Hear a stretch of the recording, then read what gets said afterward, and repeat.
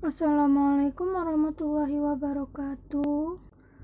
Wilujeng enjing kasadayana nami abdi Akila. Dinten ieu abdi bade ngadamel laporan kagiatan.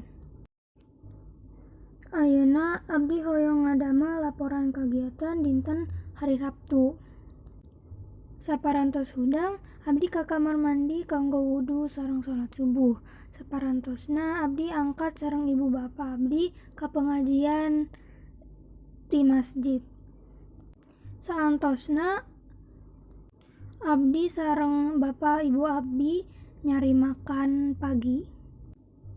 Tina sore hari abdi lempeng ka taman nepi ka deukeut magrib maen jeung jalan-jalan. Ayeuna abdi hoyong ngadamel laporan kagiatan dinten hari Ahad. Saparantos sare abdi ka kamar mandi kanggo wudu sareng salat subuh. Sanggeus matahari terbit abdi olahraga sareng jalan-jalan sakedap. Sanggeus eta abdi beberes ranjang jeung kamar. Saatos azan zuhur abdi nyandak wudu teras ngalaksanakeun ibadah salat zuhur. Saanggeus salat abdi naroskeun tugas abdi. Sabada tugas kuring beres abdi nyantai ku maca buku jeung main HP.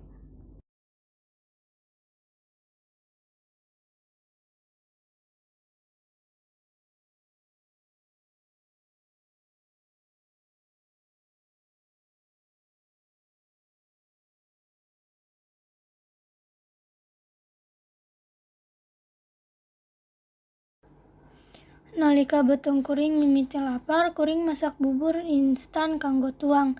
Sore abdi jalan-jalan jeung ulin sakedapan nepi ka Surup.